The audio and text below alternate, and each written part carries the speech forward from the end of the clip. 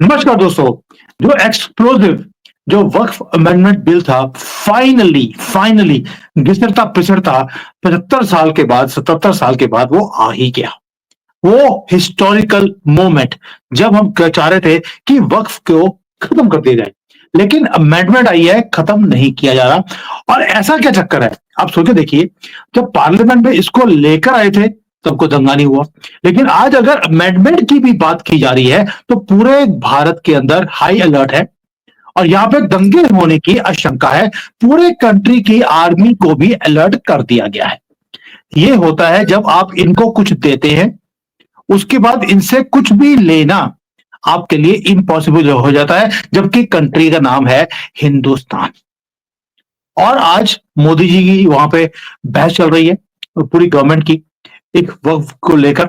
और इसके अंदर होगा क्या और हुआ भी क्या है कि ना मुसलमान खुश है और हिंदू भी खुश नहीं है कि भाई ये वक्फ का अमेंडमेंट बिल आया क्यों है, और आया है तो पूरा क्यों नहीं आया। वो बोलते हैं कि आप लेकर कैसे आ गए, अब तो हम आप सबके सर तन से जुदा करेंगे। वेस्ट बंगाल में, महाराष्ट्र में, इवन की यूपी में प्रोफेशनल्स आ रहे हैं। लोग ये बंदर वाले टोपी डालकर सड़कों पे आए हुए हैं कि अब हम नहीं छोड़ेंगे किसी को भी, हिंदुओं को ही खत्म कर देंगे ताकि पूरा कंट्री ही हम वक्फ के नाम पर हम अपने हाथ में ले लें। लेकिन चक्कर वो है कि आज ना तो मुसलमान खुश है, हिंदू भी खुश नहीं है, क्रिश्चियन बड़े खुश हैं कि भाई ये बिल आ रहा है। मुझे कुछ हैरानी हुई देखकर कि हो क्या रहा है, और असल में मुद्दा क्या है कि हिंदू मुसलमान आपस में लड़ रहे हैं और क्रिश्चियन भगाड़े डाल रहे हैं। इसको अब गुत्थी को थोड़ा सुलझाते हैं मंजरी जी के साथ। मंजरी जी, जय सिया राम। जय सिया राम। होपफुली आपकी तबीयत ठीक होगी। कल बहुत लोगों ने आपको गुड विशेस भेजी हैं और इसी चक्कर में आपकी तबीयत भी थोड़ी सी मुझे ठीक लगती है। लेकिन अब सबसे थोड़ा जो धन्यवाद। धन्यवाद तो बनता ही है कि भाई आपसे प्यार ही इतने लोगों को। बट जो ये वक्फ का जो अमेंडमेंट बिल है, इससे सारी कम्युनिटीज नाराज क्यों और क्रिश्चियन हैरान क्यों? हिंदू इसलिए नाराज है क्योंकि हिंदू को कहना है कि वक्फ के जरिए शरिया लॉ लग रहा है, तो इसको सिरे से खारिज कर देना चाहिए क्योंकि एक ही कानून होना चाहिए। और ये चीज आदरणीय अमित शाह जी ने भी पार्लियामेंट में कही है कि भाई शरिया लॉ नहीं हो सकता। अगर आप कहते हैं संविधान सेक्रेड है, कॉन्स्टिट्यूशन इज सेक्रेड, तो पवित्र है, पूजनीय है, तो इस संविधान को चलने दे, शरिया को मत लगाएं। इसलिए हिंदू नाराज है। मुस्लिम इसलिए नाराज है कि भाई उसने जो खाया पिया पचाया 70 साल में वो वापस लिया जा रहा है, काइंड ऑफ। आगे एक्सप्लेन करेंगे कैसे। और क्रिश्चियन बहती गंगा में हाथ धो रहा है। उसको मालूम है अगर मुस्लिम प्रॉपर्टीज गई तो चर्चेस का भी नंबर आएगा कैसे। जब अंग्रेज सत्ता में थे तो उन्होंने बहुत सारी जमीन चर्चेस को दी फॉर 99 ईयर्स लीज। ठीक है, तो ये जो है 99 ईयर्स को 1921 में दी, तो 2021 में 20 में 99 ईयर्स पूरे हो गए। मोदी सरकार ने रिन्यू नहीं की लीज, तो अब जो ऑक्यूपेशन है उन चर्चेस का या क्रिश्चियन सिमेट्रीज का या उस तरीके के किसी भी चीज का, तो वो इलीगल हो गया। कायदे से उनको अपने आप से जब रिन्यू नहीं हुआ तो विकेट कर देना चाहिए, पर वो विकेट नहीं कर रहे। वो इस चीज में केरल के जो क्रिश्चियंस हैं उन्होंने वक्फ बिल का अपोजिशन किया है, और मुस्लिम जो उलेमाए हिंद वगैरह जो इसका विरोध कर रहे हैं उनका समर्थन किया है। क्यों? क्योंकि वो भी इसी पाले में बैठे हुए हैं। तो जो आप क्या कर रहे हैं, आप अपनी भारत के अंदर जो लैंड है सबसे पहले आप उसको रिक्लेम कर रहे हैं। अब कॉमन पर्सन का इसमें क्या पर्सपेक्टिव है? कॉमन पर्सन का, जैसे मुस्लिम है, बहुत सारे मुस्लिम्स की भी लैंड वक्फ के नाम पर हड़प ली गई है। कभी किसी ने, जैसे चाचा जी पाकिस्तान गए और चाचा जी ने पूरी बिल वक्फ के लैंड वक्फ के नाम करा करके चले गए। अब जो यहाँ पर ताऊ जी, पिताजी और छोटे चाचू रह गए थे, वो क्या करें? क्योंकि चाचा जी ने तो पैसे लिए, वक्फ के नाम किए और निकल लिए। ये तीन यहाँ पर रह गए। तो अब क्या है, दूसरा लॉ आया था एनिमी प्रॉपर्टी एक्ट का, जो आपने अगर कोई भी उस जमीन का हिस्सेदार पाकिस्तान चला गया है तो या बांग्लादेश चला गया है तो उसको एनिमी प्रॉपर्टी कह देते हैं। अब उसके ऊपर भारत सरकार का हक होगा। तो दो कंडीशन आ गई। एक, सबसे पहला हानि हुई, जो बचे हुए रिश्तेदार थे उनको प्रॉपर्टी में हिस्सा नहीं मिला। दूसरी ये हानि हुई कि जो भी वक्फ के पास जो प्रॉपर्टी है वो एक्चुअली एनिमी प्रॉपर्टी है, उस पे वक्फ का कोई भी हक नहीं है। आप दोनों हाथ से तो लड्डू नहीं खा सकते कि यहाँ की लैंड भी आपकी और वो तो आपने ले ही ली है, पाकिस्तान और बांग्लादेश, है ना। तो आपको यहाँ की छोड़नी है, वहां पर लेनी है। अच्छा, वहां पर इन लोगों के साथ क्या हुआ, जो ये यहाँ पर करके गए थे, कर्म का फल मिलता है। इनको मुंह हाजिर कह दिया कि मुंह लेके हाजिर हो गए, मुंह हाजिर कह करके उन्हें अलग बैठा दिया, कोई राइट्स नहीं मिले। तो कुछ मुंह हाजिर वापस भी आ गए क्योंकि 66 तक आप फ्रीली आ जा सकते थे। तो अब यहाँ पर ये सारी जो है कंफ्यूजन हो गई, और ये कंफ्यूजन सामने आया था लखनऊ में एक जगह है हजरतगंज में, वहां एक छोटे मोटे नवाब हुआ करते थे। तो वो पहले तो बड़ा सीना तान करके पाकिस्तान गए, जब उनके साथ वहां पे इल ट्रीटमेंट हुआ तो वो भारत आ गए। अब वो पूरे हजरतगंज के इलाके को क्लेम करते हैं कि ये मेरा है, और सालों तक केस चल रहा था। फिर बाद में इसे एनिमी प्रॉपर्टी घोषित कर दिया गया, और उसके बाद हजरतगंज की लैंड का वो हो गया। तो ऐसा नहीं है कि वो लोग जो मुस्लिम है पर किसी हिंदू की प्रॉपर्टी हड़पते हैं, वो किसी मुस्लिम की प्रॉपर्टी हड़पते नहीं। तो वो कॉमन मुस्लिम, उसको भी फायदा होना चाहिए। अब वक्फ बनता क्यों है? वक्फ बनता इसलिए है ताकि जो गरीब मुसलमान है, जिसको जरूरत है, उसके काम ये जमीनें आ सके, और इनसे होने वाली किराए वगैरह की जो इनकम है उसको भी गरीब मुसलमान के लिए यूज किया जाए। लेकिन जब आप किसी चीज पे इलीगली काबिज हो जाते हैं तो आप किसी गरीब गुरबत के लिए काम नहीं करते, तब आप अपने लिए काम करते हैं, क्योंकि आपने बहुत इलीगल मीन से कब्जा किया होता है। वो कब्जा बनाए रखने के लिए आपको काफी सारे पेमेंट्स वगैरह सब कुछ करना पड़ता है। तो जो ये यहाँ पर इनके उलेमा वगैरह थे, वो वक्फ का जो किराया है वो अपने लिए यूज करते थे, और उससे उसकी प्रॉपर्टी पे अपना हक समझते थे। तो इससे जो कॉमन मुस्लिम है उसको भी प्रॉब्लम है। फिर चूंकि इनके पास पैसा है, इनके पास प्रॉपर्टी है, और इनके पास काफी सारे हक और हुकूक हैं, तो इन्होंने एक और काम शुरू किया कि बड़े बड़े वो क्या कहते हैं, फतवे देने शुरू किए। फतवे से कि भाई बुर्का कंपलसरी है, ये है। इससे क्या हुआ, जो कॉमन मुस्लिम है उसकी मुसीबतें बढ़ती गई, क्योंकि उसको जितने लॉज आप बता देंगे उतने आपको फॉलो करने पड़ेंगे। फॉर एग्जाम्पल मैं एक लेती हूँ आरफा खानम शेरवानी। अब आरफा खानम शेरवानी कभी बुर्का पहने आपको नहीं दिखेंगी, आप मॉडर्न मेकअप में, मॉडर्न लाइफस्टाइल में वो दिखेंगी, लेकिन कॉमन लड़कियों के लिए वो बुर्के की वकालत करती हुई दिखेंगी। हलाला, मुतानिका, ये सारी सब चीजों की वकालत करती। तो उनसे कहो कि भाई अगर इतना ये मॉडर्न है तो जरा मस्जिद में जाके नमाज पढ़ लीजिए, तो वो किनारे पे दहलीज पे खड़े होकर के वहां से फोटो खिंचा लेंगी। कदम अंदर रखने की हिम्मत नहीं है मैडम की। ऐसी बहुत सारी मतलब उनकी मॉडर्न रिप्रेजेंटेशन ऑफ इस्लाम है।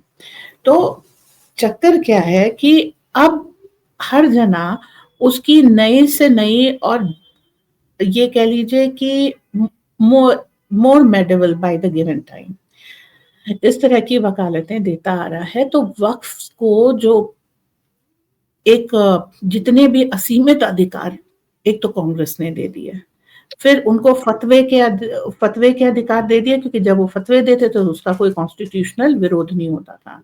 तो आपने एक समय देखा होगा कि ये किसी की मैं इसका का सर कलम कर लाओ, नुपुर शर्मा के लिए भी आपने लेटेस्ट देखा होगा कि भाई उसकी हत्या के लिए भी एक हिसाब से फतवा दे दिया था, सुपारी दे दी थी कि इसको मार दो। तो ये सब चीजें एंटी कॉन्स्टिट्यूशनल है, ये किसी भी सभ्य समाज में बर्दाश्त नहीं की जा सकती है कि किसी ने कुछ बोला आप उसको बहस करने के अलावा की जगह उसकी मौत का फरमान जारी कर दें।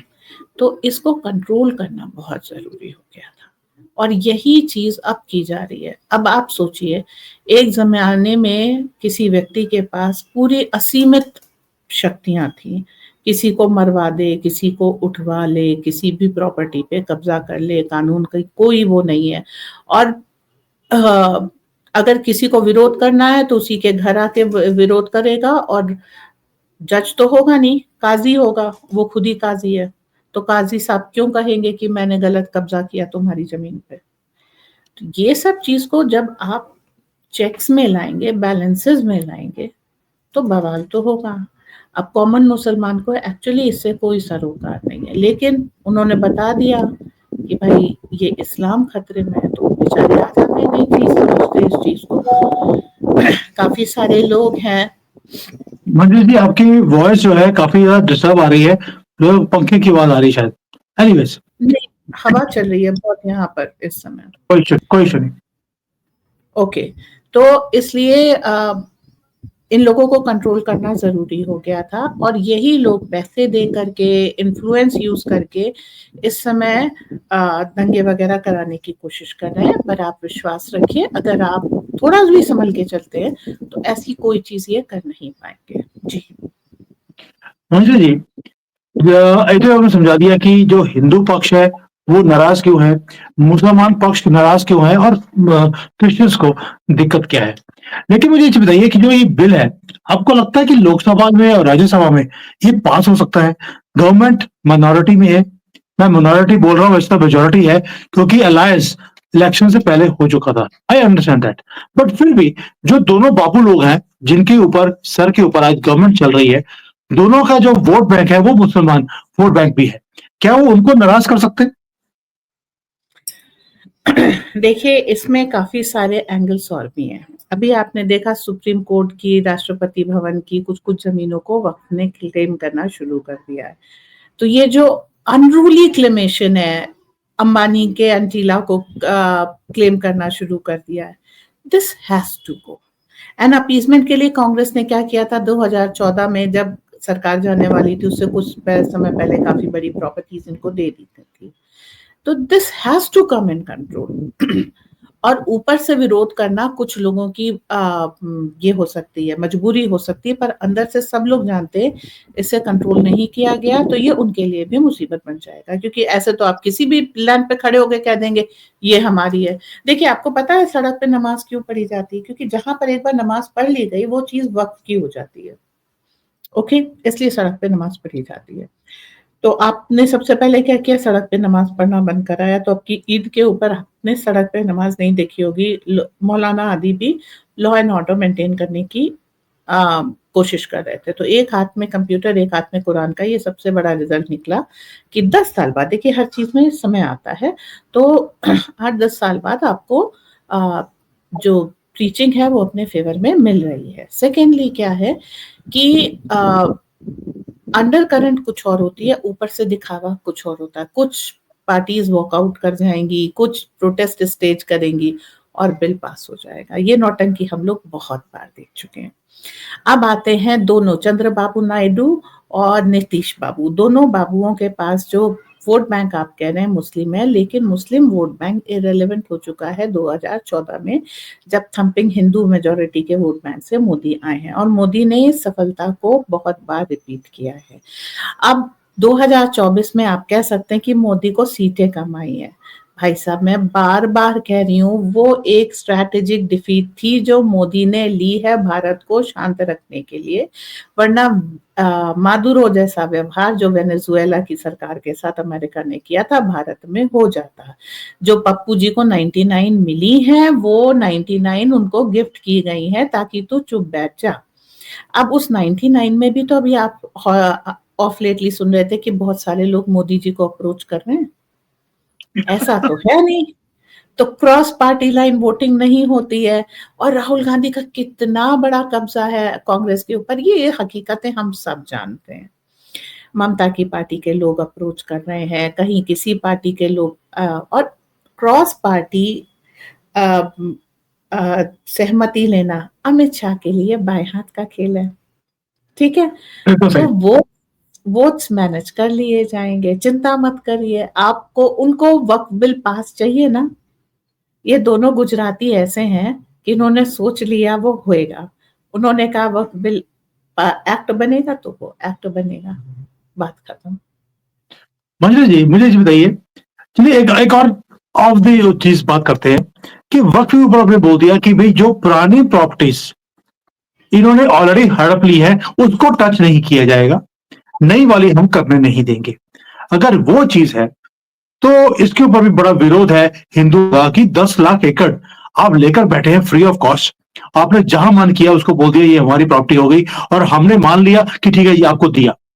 क्या ये सही है? अगर यही चीज थी तो जो मंदिर थे हमारे मंदिरों के साथ पीछे हमेशा 2 4 5 एकड़ की जमीन होती थी, वो सारी भी इन्होंने कब्जा की हुई है। आप मंदिरों की जमीन भी वापस नहीं करेंगे और उनको बोल दिया ले लो कोई बात नहीं तुम्हारे बाप का राज है। फिर इंदिरा गांधी ने जो किया और जो गांधी फैमिली ने अब तक गिफ्ट करते रहे सब कुछ इनको, उनमें फिर और मोदी जी में फर्क क्या है? बहुत फर्क है। आपने राम मंदिर लिया, राम की प्रॉपर्टी थी। हाँ, ज्ञानवापी के लिए आप लेने के बिल्कुल करीब है। संभल आप खाली कराए ले रहे हैं, वक्फ नो वक्फ आप देख ही नहीं रहे।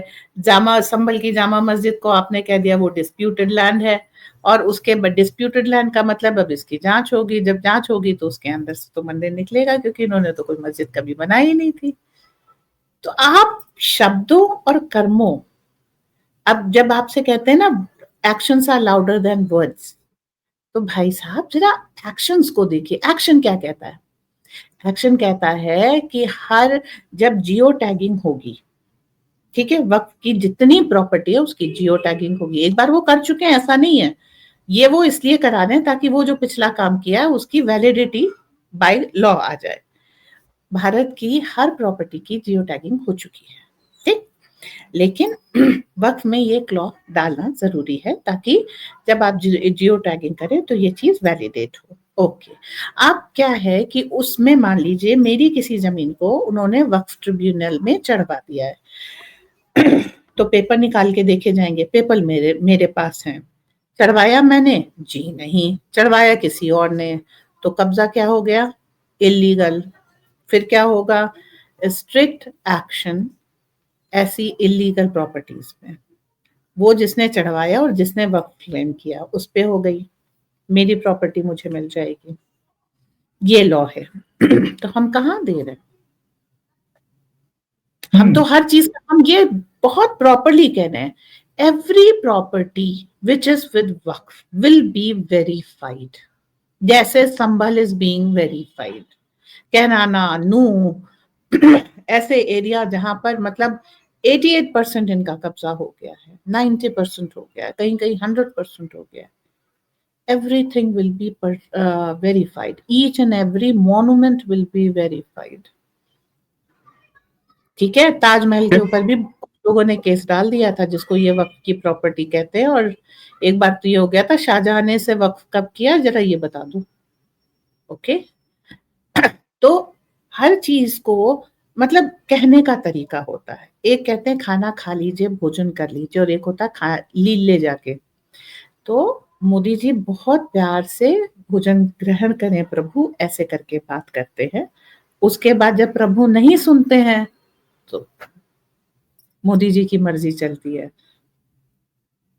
मंत्री जी, चलिए आपने लैंड का बता दिया, साथ में इनको एक ऑब्जेक्शन और भी है कि भाई आपको वक्फ के बोर्ड के अंदर और जो सेंट्रल बोर्ड है या स्टेट बोर्ड है उसके अंदर नॉन मुसलमान मेंबर्स बढ़ाने की जरूरत क्यों है?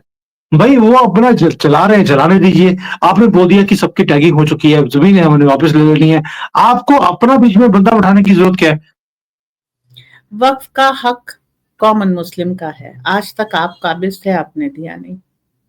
अब इंश्योर करना पड़ेगा बाहर वाले को, आईएएस को और इन सबको कि इसकी जो किराया आ रहा है वो बेसहारा मुसलमानों को सहारा देने में हो। अभी क्या है, काफी सारे लोग बेसहारा है, सरकार उनको घर दे रही है, सरकार उनको खाना दे रही है, सरकार उनको उज्ज्वला दे रही है, शौचालय बनवा रही है, इतनी सारी स्कीम सरकार दे रही है, तब वो पाले जा रहे हैं। ये काम किसका था? ये वक्फ का था। तो ये इंश्योर करने के लिए करना पड़ेगा। दूसरा पॉइंट, जब तिरुपति मंदिर में क्रिश्चियंस हो सकते हैं, किसी वैष्णो देवी मंदिर में मुस्लिम्स हो सकते हैं, तो वक्फ में हिंदू क्यों नहीं हो सकता? तब आप कहते थे भाई जो स्टेट रिप्रेजेंटेशन अगर वो मुस्लिम कर रहा है तो क्या बुरा है। अब हम वही बात कहते हैं, जो स्टेट रिप्रेजेंटेशन है वो हिंदू कर रहा है तो क्या बुरा? आप ही का तो लॉजिक था। वैष्णो मंदिर में जब 400 लोग आपके ट्रस्टी वगैरह थे और मंदिर का मैनेजमेंट देख रहे थे तो आपको कोई बुराई नहीं लगी। जब वहां पे सारे घोड़े वाले मुसलमान थे तो आपको कोई बुराई नहीं लगी। जब वहां पे कटरा में सारे बस वाले मुसलमान थे तब आपको कोई बुराई नहीं लगी। आप क्यों बुरा लग रहा है? एक ही स्टिक तो रखोगे, मेरे लिए कुछ और और तेरे लिए कुछ और तो नहीं होगा ना। एक ही रूल लगेगा, सबके लिए एक है, संविधान सबके लिए एक है, तो संविधान सबके लिए एक है। अब मस्जिद हम्म के नीचे अगर हिंदू को प्रॉपर्टी लेनी है किराए पे, तो आपको देनी पड़ेगी, क्योंकि आप मंदिर के नीचे शॉप्स किराए पे लेते हैं और हक से लेते हैं। सेक्युलर देश है, तो अब भी सेक्युलर ही रहेगा ना। हम्म बस। मंजरी जी, ये सब कुछ तो ठीक है।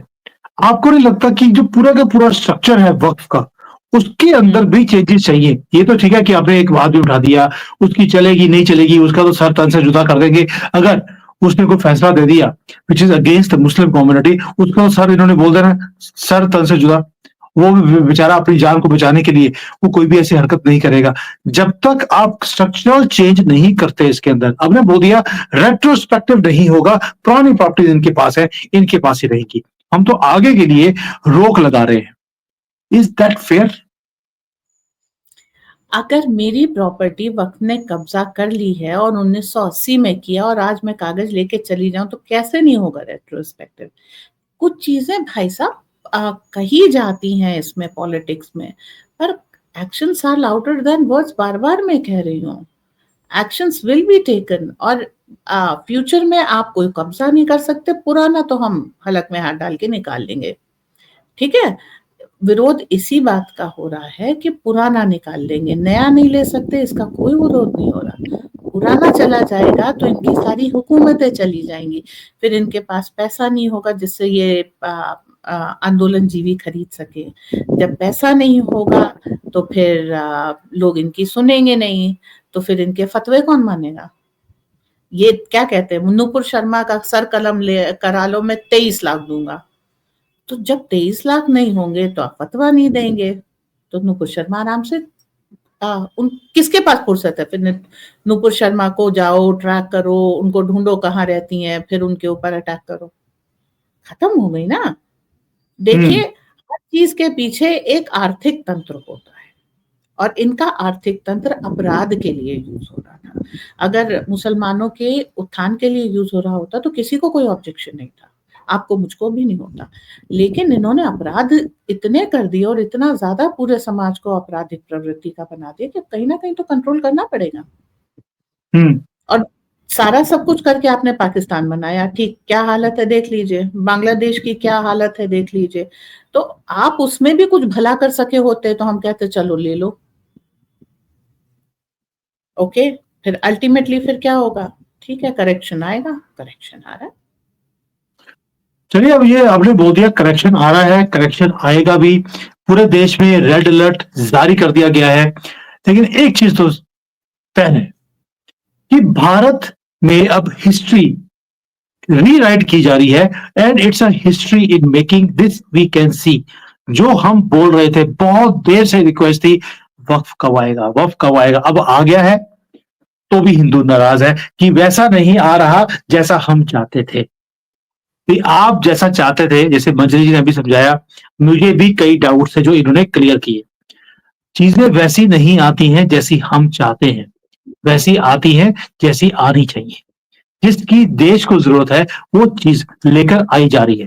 कांग्रेस ने किया अपने टाइम पर, तब तो बोले नहीं आप, तब तो आसानी से आपने एक्सेप्ट कर लिया, कोई बात नहीं, वह आ रहा है, प्रॉपर्टी लेके जा रहे हैं, आपके घर भी ले गए। आप नहीं बोले क्योंकि साथ वाले का घर किसी ने कब्जा किया था, आपका नहीं किया था, तब आप नहीं बोले।